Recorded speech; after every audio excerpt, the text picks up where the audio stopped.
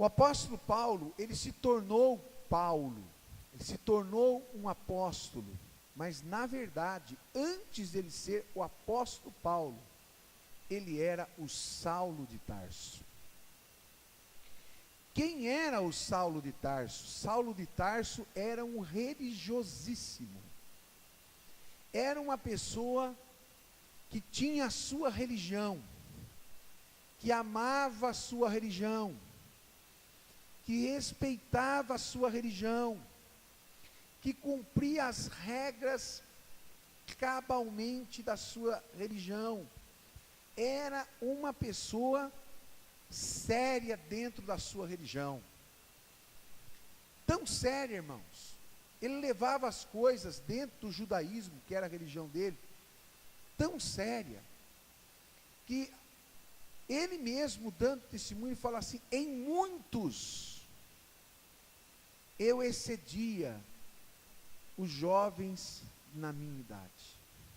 Quer dizer, eu excedia os jovens da minha idade em muitos na minha religião. Ou seja, ele era um destaque na sinagoga. A sinagoga era o templo judeu. Era como se o jovem, nós tivéssemos aqui um jovem que se destacasse em tudo. O rabino falava: olha, eu estou precisando de algo. Saulo estava lá. Estou precisando de algo que resolva isso. Saulo também estava lá. Eu estou precisando de alguém que vá fazer aquilo. Saulo estava lá. Irmãos, ele se destacava em conhecimento, em iniciativa e em muitas outras coisas. Fala para a pessoa que está do seu lado, fala assim: a primeira coisa que você precisa romper na sua vida é a sua timidez. Nós precisamos aprender, irmãos, a sermos proativos. Proativos. O que é uma pessoa proativa? É uma pessoa que tem iniciativa. É uma pessoa que soluciona problema. É uma pessoa que ela é ativa para o bem. Então existem pessoas que têm iniciativa. O Saulo de Tarso tinha iniciativa. Ele participava dos cursos na sinagoga e ele ganhava de todo mundo. Ele estudava mais do que todo mundo. Ele se saía melhor do que todo mundo. Mas um dia, irmãos, essa iniciativa dele fez com que ele recebesse cartas para ir perseguir os cristãos que estavam na cidade de Damasco, na Síria. E ele recebe as cartas e ele vai com um grupo de pessoas lá buscar os cristãos. E Saulo era violento. Saulo entrava nas casas, arrastava os cristãos pela rua, irmãos. Saulo era um extremista. Hoje seria considerado aí um extremista islâmico. E a palavra de Deus diz que naquela viagem ele teve um encontro com Jesus. Fala para a pessoa que está do seu lado: quem tem um encontro com Jesus, algumas coisas precisam mudar na vida dele. Fala: quem tem um encontro com Jesus, vai precisar na vida romper com muitas coisas. Agora Saulo fica num dilema, porque ele vai até Damasco, ele fica cego, vai até Damasco, fica na casa de um irmão, chega lá o Ananias, ora por ele, cai dos olhos dele como escamas, ele é batizado nas águas, e ele já se enturma com os irmãos, já se enturma com os discípulos, já conhece Barnabé, e aí começa a história dele. Só que para ele fazer aquilo que ele fez, ou seja, de um moço, de um jovem que era do judaísmo, se tornar um cristão, ele teve que romper com a sua religião. Ele teve que romper com a sua família. Ele teve que romper com as tradições da sua família. Vocês estão entendendo? Os judeus foram criados, irmãos, eles eram criados e até hoje são criados dentro de uma norma, eles seguem a lei de Moisés. O judeu guarda o sábado. Tem muitas igrejas que guardam o sábado, mas o sábado é sombra daquilo que haveria de vir, que é Cristo. Está lá em Colossenses capítulo 2. Agora Saulo se converte, e Saulo não guarda mais o sábado, porque ele conhece Cristo.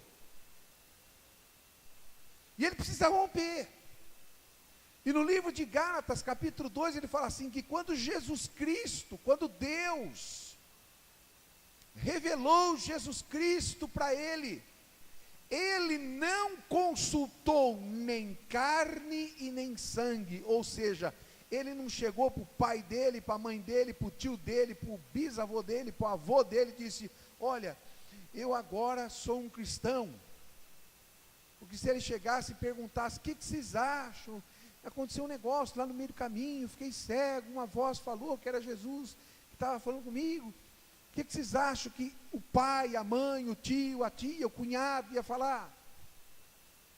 Você está ficando louco, Saulo. Mas Saulo, a primeira coisa que ele fez, para ele se tornar um cristão verdadeiro, ele rompeu com as tradições que existia na sua família e com as tradições da sua religião. Vocês sabiam que tem muitos cristãos ainda, irmãos, que acendem vela? Você sabia que tem muitos cristãos ainda que têm ídolos dentro de casa? Você sabia que tem muitos cristãos ainda que aceita e crê em superstições?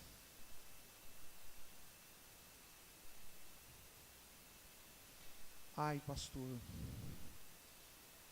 essa espada de São Jorge não pode sair da frente aí, porque, sabe, pastor, é uma tradição de família, vem da minha bisavó. Por quê, irmão? O que a espada de São Jorge faz? Ela protege, pastor. Como assim, irmão? A espada de São Jorge? Pastor, tem outra planta lá também, comigo ninguém pode. Meu irmão, olha a situação que você está. Está todo mundo podendo ser. Você está pensando que ninguém pode, a planta está falando que ninguém pode, mas na verdade, olha a situação que você está quebrado, cara. Está todo mundo conseguindo, todo mundo vencendo você. Então ele tem que tomar uma decisão drástica na sua vida. Quando nós falamos em romper, irmãos, nós falamos em tomar decisões drásticas, decisões sérias. Hoje existem muitos cristãos que aceitam Jesus hoje e amanhã eles vão num acampamento católico. Com todo respeito aos católicos. Mas não tem como. Não dá. Como é que eu vou me ajoelhar na frente de Maria conhecendo Cristo, conhecendo a palavra de Deus? Não dá. Então você precisa romper. Em primeiro lugar, com certas tradições que ainda você mantém.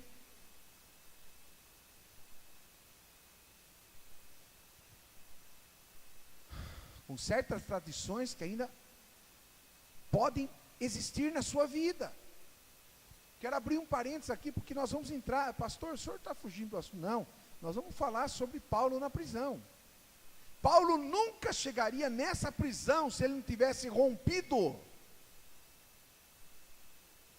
Deus nunca usaria Paulo como ele usou, se ele não tivesse rompido com tradições e com outras coisas mais, e encarado Jesus Cristo como Senhor e Salvador da sua vida.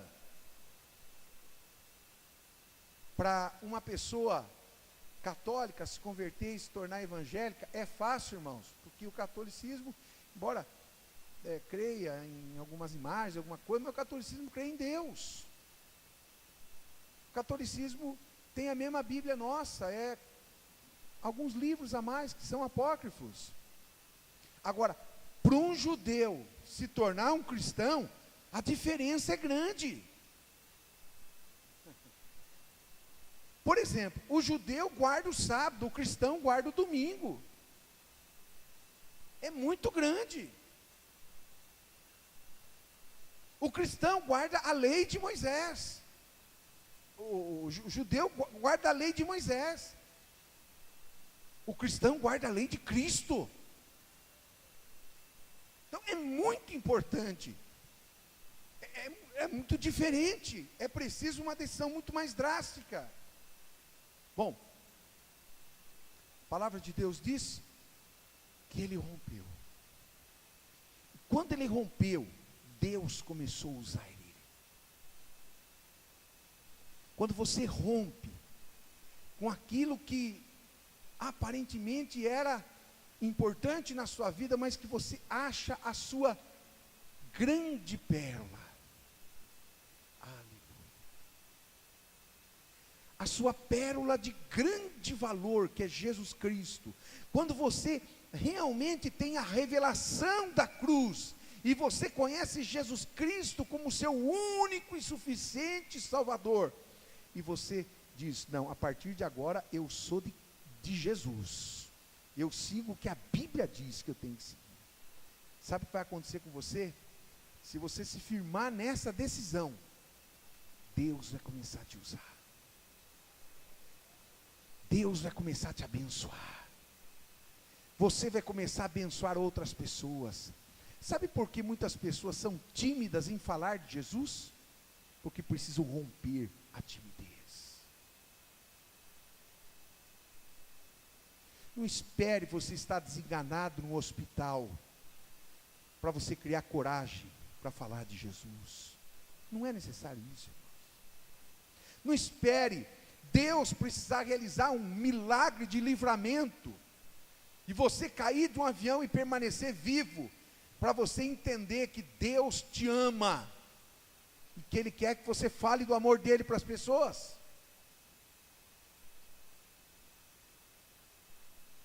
Não espere acontecer algo trágico na sua família para você entender o plano de Deus para você. Rompa com a timidez. Rompa com aquilo que, eu não sei, eu não consigo, eu não posso, não. Rompa. E Deus vai começar a te usar. Deus vai começar a te usar. Deus vai começar a te usar. Deus vai começar a te usar. Deus começou a usar Paulo, irmãos. A Bíblia diz, irmãos, que Paulo foi crescendo. Paulo foi crescendo em graça. Paulo foi crescendo em sabedoria. Ele ficou lá perto de Pedro, perto de João, daquelas pessoas que conviveram com Jesus. E Paulo foi, tendo aquela experiência com Cristo. E ele já tinha um conhecimento teórico muito grande. Paulo foi criado aos pés de um mestre chamado Gamaliel. Daqui a pouco, irmãos, Paulo começa a fazer suas viagens missionárias. Paulo começa a percorrer regiões.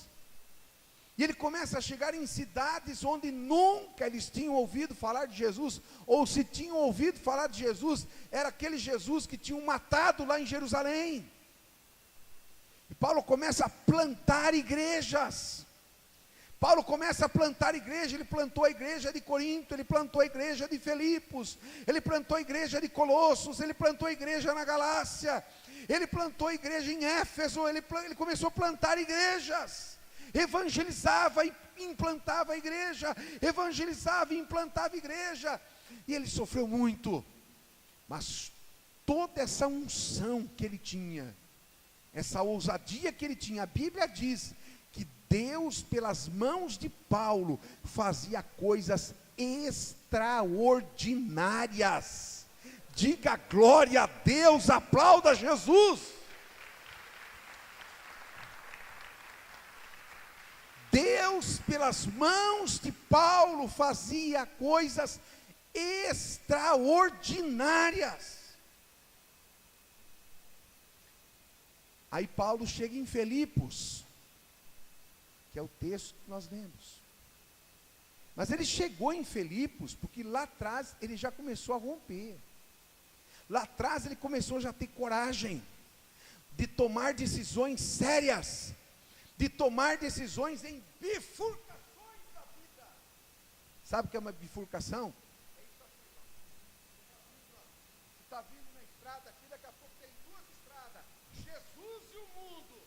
Você tem que escolher a Bíblia ou o Alcorão, a Bíblia ou as filosofias, a Bíblia ou o ceticismo, a Bíblia ou o ateísmo. Você precisa escolher a Bíblia ou viver uma vida cristã mais ou menos, sem envolvimento com as coisas de Deus. Você tem que escolher, porque é uma bifurcação. Não tem como você não escolher. Ou você escolhe Cristo, ou você escolhe Mamon. Não há como servir a dois senhores. Então Paulo já tinha rompido com as tradições lá atrás. Ele chega em Filipos e ele liberta uma moça possessa por um demônio. Tinha um espírito de adivinhação. Esses dias eu estava entrando no HR para orar, não me lembro para quem. Tinha lá algumas ciganas, lá na frente do HR. Aí a cigana viu, né? Esse moço tão bonito assim, parecendo tão rico. Falou assim: ô moço. Falei: nossa dona, a senhora salvou meu dia hoje.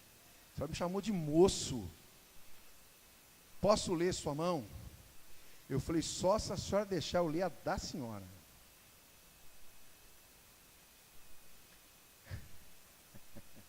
Ela falou: você é crente, né? Eu falei: sou lavado no sangue do Cordeiro de Deus.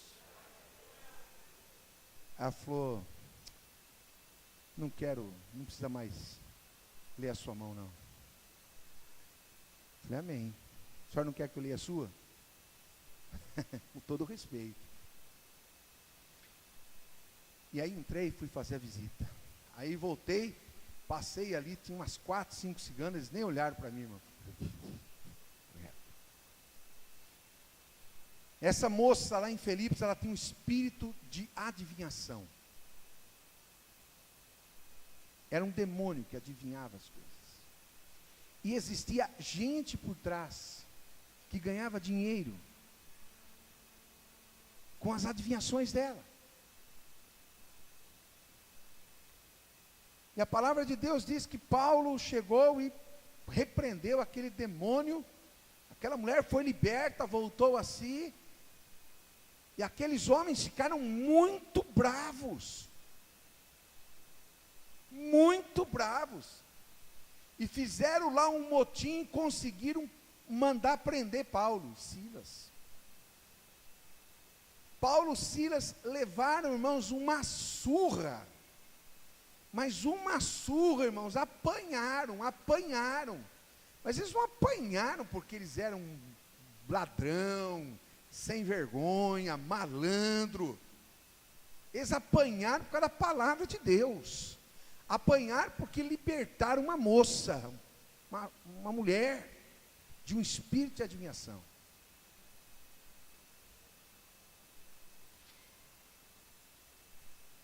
As pessoas que prenderam ele chegaram para o carcereiro e falaram assim: ó, é o seguinte, é a tua vida pela deles. Se eles escaparem, você morre. Então o carcereiro pega, ó que bucha. O carcereiro pega eles e leva eles no cárcere inferior, ou seja, ele colocou lá no subsolo. Irmãos, ele prendeu eles no cárcere, pegou correntes, amarrou os pés e as mãos num tronco. Não tem como sair. Não tem como. Você vê que ele até foi dormir. Mas hoje eu quero falar para vocês sobre o poder, sobre a arma que tem um poder de fazer você romper. Pastor, eu quero aprender a romper. Então hoje você precisa gravar o que eu estou falando, colocar no coração. A Bíblia diz que à meia-noite, irmãos, meia-noite, no seu bairro, lá onde você mora, como é que é lá de segunda-feira, terça-feira? Tem barulho lá ou não? Tem ou não?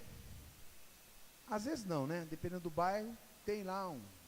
Mas normalmente, meia-noite, nós moramos no interior, irmãos. Agora, imagine há 2000 anos atrás. Meia-noite. Não tinha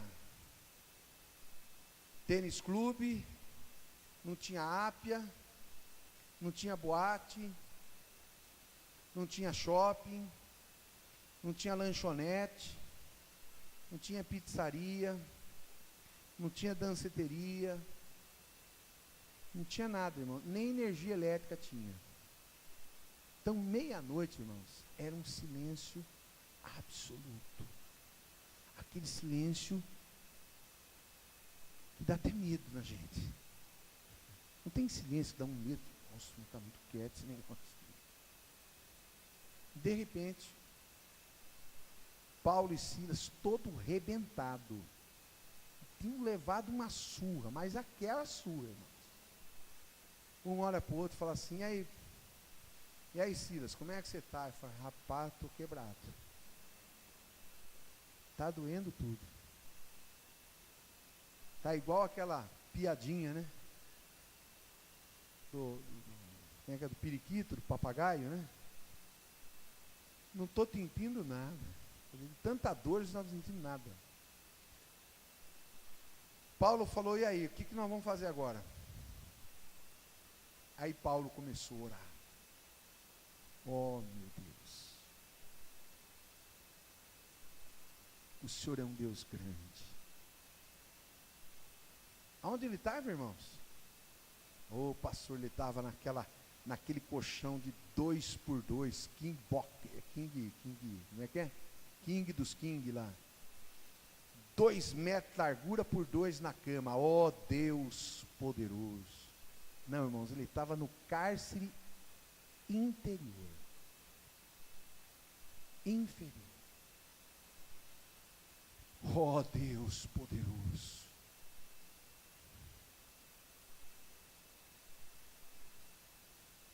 Eu quero dizer que eu amo o Senhor.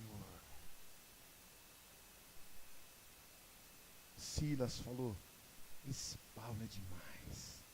Deus, eu também amo o Senhor. Tua palavra é verdadeira, Senhor. Te louvamos pela libertação daquela jovem. Aonde eles estavam mesmo, irmãos? Aonde eles estavam mesmo? Cárcere, orando. Daqui a pouco Paulo começa a falar assim,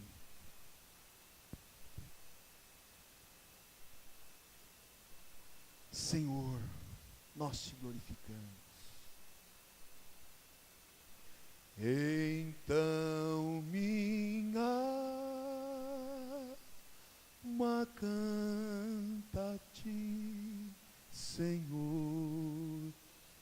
Irmãos, eles começaram a cantar.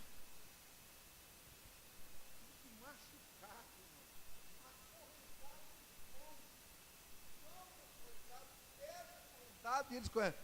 Grandioso és tu. Os presos nas outras celas começaram a falar, quem é esse louco? Aqui ninguém canta, aqui todo mundo chora. Aqui não é lugar de cantar. Aqui é lugar de reclamar. Aqui é lugar de murmurar, aqui é lugar de pegar caneca e bater, aqui é lugar de fazer rebelião. E é meia-noite. Quão grande. Eles começaram a louvar, irmãos, e cantar hinos a Deus. Irmãos, o louvor acordou os presos, e aquela prisão, aquele cárcere, começou a se encher da glória de Deus. Diga glória a Deus. Fala para a pessoa que está do seu lado, fala, você sabia que Deus habita no meio dos louvores? Pastor, eu estou passando uma tempestade na minha vida, pastor. Pastor, a minha empresa não vende mais nem chicletes Adams. Pastor, o que eu faço? Cante, louve, glorifique a Deus, exalte a Deus, porque Deus vai vir, e quando Ele vem, Ele não vem sozinho, Ele vem com seu poder, Ele vem com a sua glória, Ele vem com a sua presença. A presença de Deus, a unção de Deus, ela vem rompendo tudo que está prendendo. Louvor e oração é uma das maiores armas para você romper.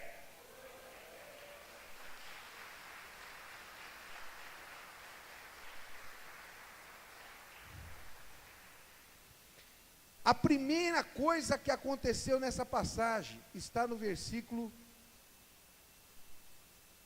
26. De repente,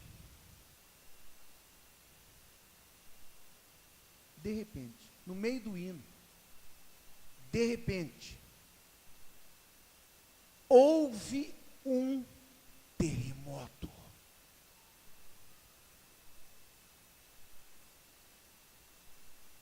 Tão violento, que os alicerces da prisão foram abalados. A primeira coisa que aconteceu, irmãos, quando eles estavam cantando e orando, Deus enviou um terremoto. E a primeira coisa que aconteceu, a glória de Deus aconteceu. A Bíblia diz que as cadeias foram quebradas. Diga glória a Deus.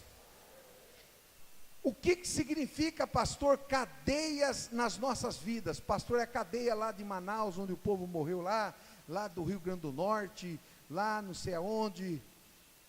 Eu brinquei com meu sobrinho, ele foi para Natal, eu falei, rapaz, cuidado lá, que lá tem um presídio que está matando gente. Pronto, eu vou passar bem longe daquele presídio. Que cadeias são essas? Repete comigo assim. Mas vamos repetir com voz e trovão. Vamos lá, fala assim. Cadeias, correntes, nas nossas vidas, representam áreas de resistência, que estão prendendo, amarrando as nossas vidas. Você não vê que tem pessoa que é bem sucedido no trabalho, e na casa ele é um deserto, é um desastre, na família é um desastre? Ele consegue passar o bico em todo mundo, mas não consegue encantar a mulher dele. Que coisa de doido, irmão. Tem pessoa, irmão, que na casa dele é um céu, a mulher dele, os filhos, é aquela coisa mais linda do mundo, gloriosa, mas ele não consegue trabalhar, não acha serviço para ele. É inteligente, é formado, mas não consegue achar um serviço para ele.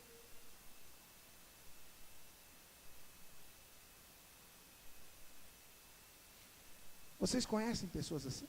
Quem conhece pessoas assim? Áreas na vida que estão acorrentadas, que estão presas. Então, quando você começa a orar e você começa a louvar a Deus, não é louvar a Deus pelo problema, mas é louvar a Deus porque Deus é merecedor de todo louvor, de toda honra, de toda glória. Ele é o Senhor do céu e da terra. Quando você começa a louvar a Deus, a glória de Deus se manifesta, e Deus pega como se fosse uma espada e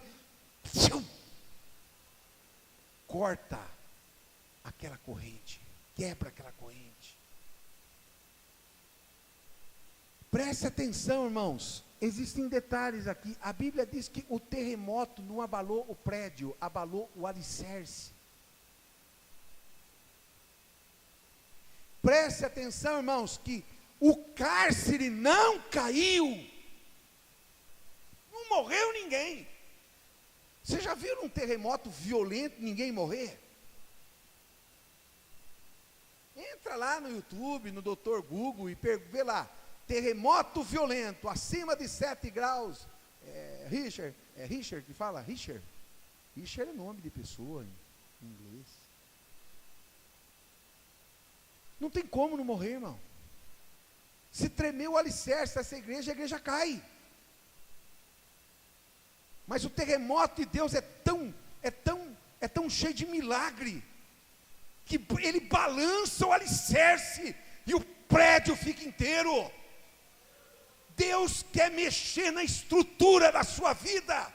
Deus quer mexer em áreas que estão escondidas na sua vida, ocultas na sua vida, em áreas que o diabo tem prendido você, e em nome de Jesus, essas cadeias vão quebrar.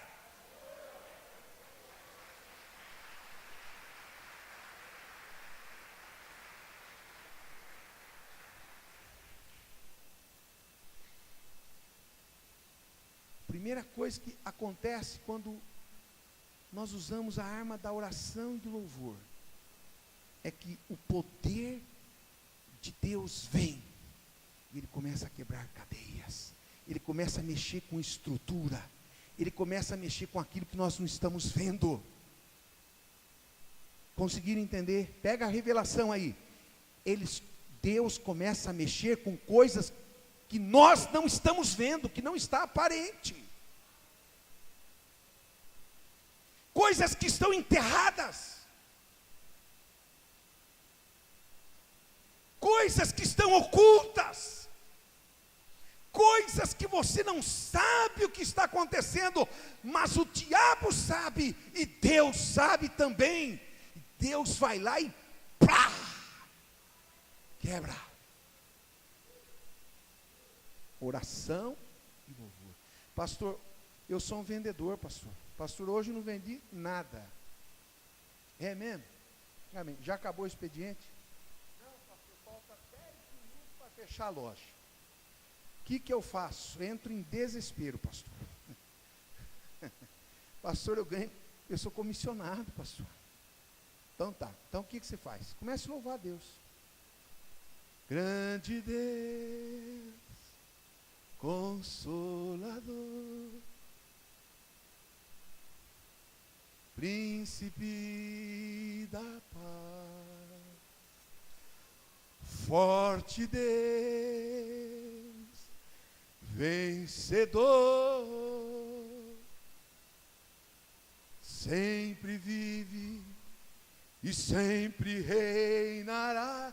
Eu te exalto, eu te exalto. Daqui a pouco entra uma pessoa na loja. Para, escuta, quanto custa essa televisão aqui de 50 polegadas? Você fala, meu filho, são 5 para 6 da tarde. Já passou 500 pessoas vendo essa televisão. Ela custa aí, não sei, 4 mil reais. Ele fala, eu quero comprar uma. Mas como assim? Você vai fazer no cartão ou vai fazer no crediário? Porque o crediário já está fechando, não é à vista. Amém. Deixa eu fazer uma pergunta aqui. Quem é vendedor que já aconteceu isso? Levante as mãos. Nos 47 do segundo tempo. Levanta a mão. Irmãos, Deus gosta disso. Deus, Ele quer ver a nossa fé. Deus, Ele não quer que você se aflija. Deus, Ele quer que você creia, que você confie. Preste atenção, há um galardão para aqueles que creem. Escute, Hebreus capítulo 11, versículo 6. Sem fé é impossível agradar a Deus. Você quer agradar a Deus? Você tem que ter fé. Se você não tiver fé, não consegue agradar a Deus. Sem fé é impossível agradar a Deus, porque é necessário que todos aqueles que se aproximam dele, creia que ele existe, vírgula, e que ele é galardoador daqueles que o temem. Ele está presente para aqueles que creem nele. A segunda coisa que aconteceu, ou a segunda coisa que acontece, o louvor, ele abre portas que estão fechadas. Olha a Bíblia aqui, ó. De repente houve um terremoto tão violento que os alicerces foram abalados. Imediatamente todas as portas se abriram. Pastor, estou cheio de porta fechada, pastor. Pastor, as portas tudo fechadas para mim. Eu duro, pastor, que não é portinha, pastor, que você bate o pé nela e estoura ela. Pastor, é porta grande, pastor, mas é de ferro, é de aço, pastor. Pastor, está tudo fechado. Eu não consigo nada, pastor. Bom, então, se não consegue nada na sua força, então vamos à força de Deus. Ora e começa a louvar. Começa a louvar. Vai louvando. Ah, mas hoje não deu certo, pastor. Continue louvando. Continue louvando. Continue glorificando. Ah, pastor, minha situação é uma situação difícil, pastor. Irmãos, o cara estava surrado, o cara estava machucado. E ele não tinha motivos para cantar, ele não tinha motivos para orar, ele tinha motivo para estar revoltado com Deus. Falar, Deus, espera aí, pô Deus, eu aceitei o Senhor, parece que depois que eu aceitei o Senhor, a coisa piorou na minha vida, eu só ando preso, eu só apanho, eu sou salvo por cesto, eu sou apedrejado, eu sofro naufrágio, Senhor, que negócio é esse? Mas Paulo louvava, Paulo cantava, Paulo louvava, Paulo cantava, e Deus fazia as suas maravilhas. Diga glória a Deus. Fala para a pessoa que está do seu lado. Fala assim, o louvor e a oração abre portas que estão fechadas. Terceira coisa, o louvor produz, irmãos, ele traz na vida da gente libertação. Olha aqui, as portas foram abertas e as correntes de todos se soltaram. Não foi só de Paulo e Silas que soltou, não, irmão. Todos os presos foram libertos. Todos os presos, as correntes que prendiam eles foram, soltou. O cara falou, pai, como é que soltou esse negócio aqui? Rapaz, eu tenho uma micha, é uma luta para mim abrir esse negócio aqui. Soltou sozinho. Por que aconteceu isso? Porque Paulo e Silas estavam orando, e aquele ambiente foi tomado pela glória de Deus. Aquele ambiente foi tomado pela presença de Deus. Aquele ambiente foi tomado pela unção de Deus. E a unção de Deus, ela quebra todo jugo. Diga glória a Deus, aleluia.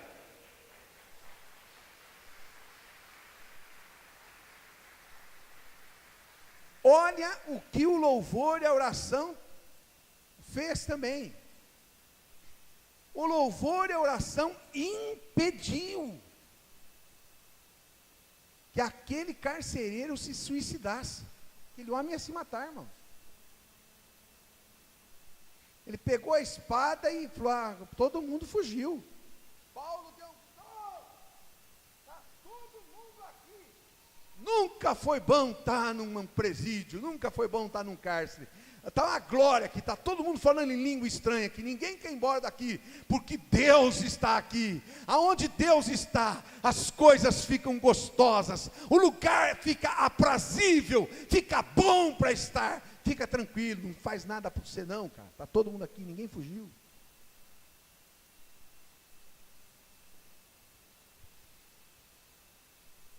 Poder do louvor.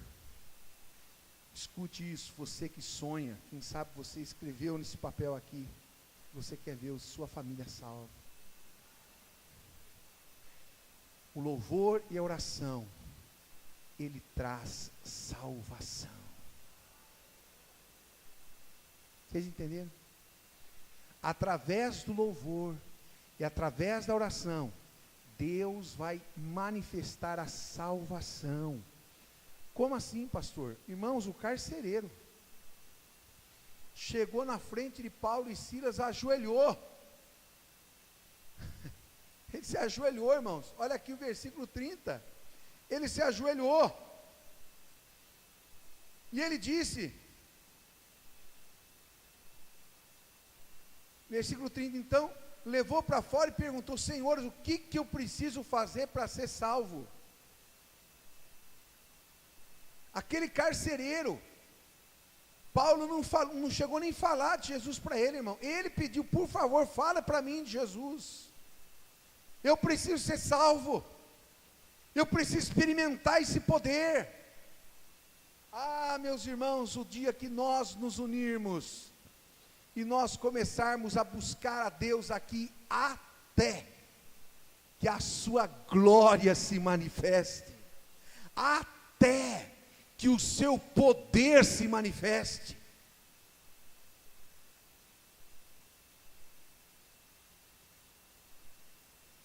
A gente fica feliz, irmãos, com os arrepios que a gente sente na igreja. E Deus fala, filho, tudo bem, o arrepio é bom, mas na verdade eu tenho muito mais para você do que arrepio. Filho, eu tenho tanta coisa linda para você, tanta coisa maravilhosa para você. Muito mais do que arrepio.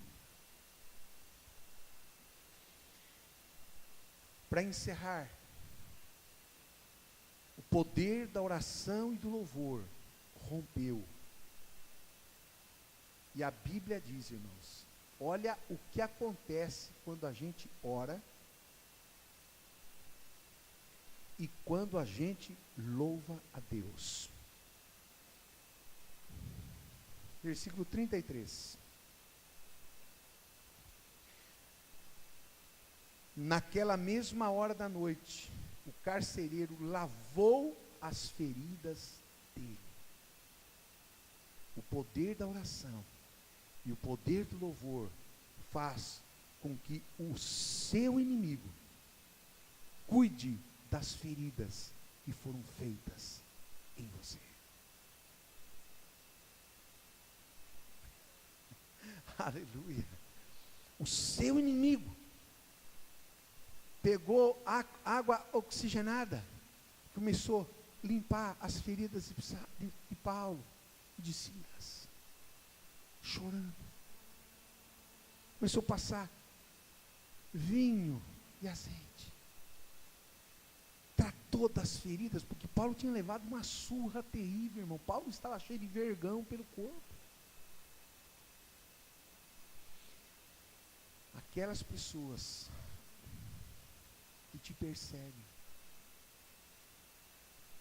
aquelas pessoas que te humilham, fazem pouco caso de você. Você não deve desejar a vingança deles, jamais. Isso não deve existir no coração de um crente. Deus, eu quero que o Senhor pese a mão, Pai, que a mão do Senhor tenha uma tonelada na cabeça dessa pessoa. Está errado isso. A ira do homem não opera a justiça de Deus.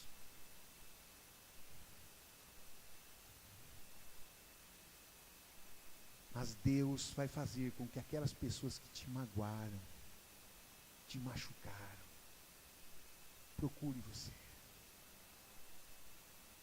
Chegue para você e fale assim: me perdoe. Eu sei que o estrago que eu fiz com as minhas palavras, com as minhas atitudes, não tem conserto. Não tem como pegar uma pena, um travesseiro de penas, jogar pelo ar e depois pegar todas as penas de volta. Mas eu quero pedir perdão para você. E isso vai ser a sua cura. Quantas pessoas são perseguidas no trabalho? Quantas pessoas são perseguidas até na igreja? Quantas pessoas são perseguidas na rua? Quantas pessoas são perseguidas pela vizinhança? Conta-se uma história que uma senhora cristã mudou-se para uma casa próximo, assim, colado com a casa de uma mulher, que era muito má. Todas a vizinhança falavam: essa mulher é carne de pescoço. Não deu outro, irmãos. Ninguém parava naquela casa. Primeiro dia, a vizinha pegou o lixo da casa dela, foi lá no muro,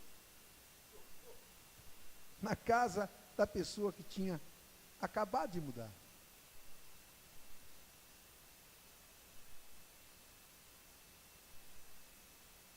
Durante alguns dias ela fez isso. Um dia essa vizinha é surpreendida por aquela vizinha que ela jogava lixo lá, com um bolo na mão. Ó, vim trazer um bolo para a senhora, um pedaço de bolo. Eu fiz um bolo lá, trazer para a senhora. Essa vizinha falou: você está louca?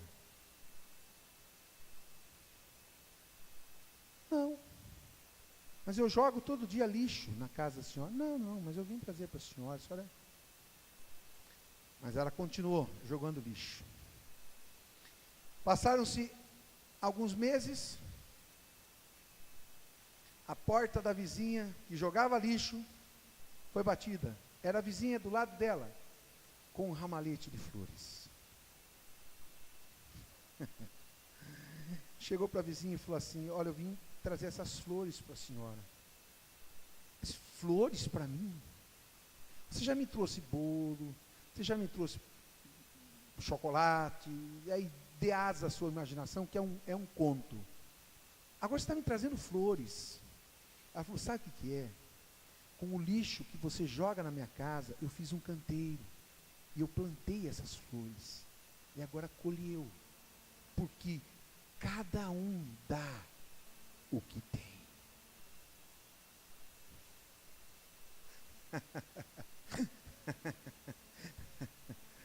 Pastor, estão jogando estrume na minha casa. Faz um canteiro legal, irmão.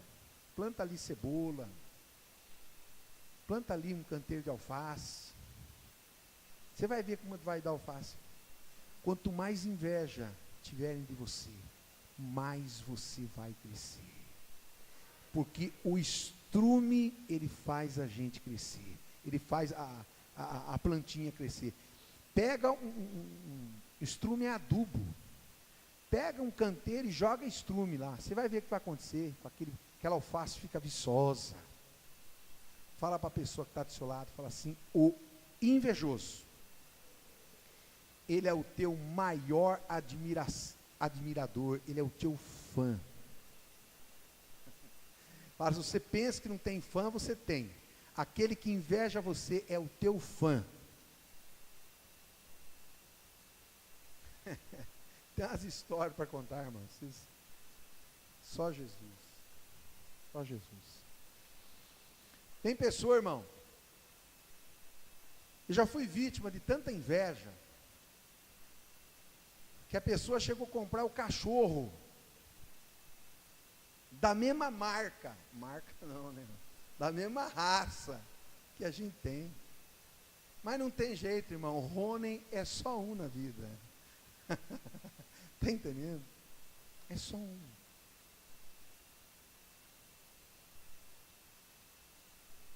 Vamos orar. Você que está fazendo essa campanha, quero que você se coloque em pé.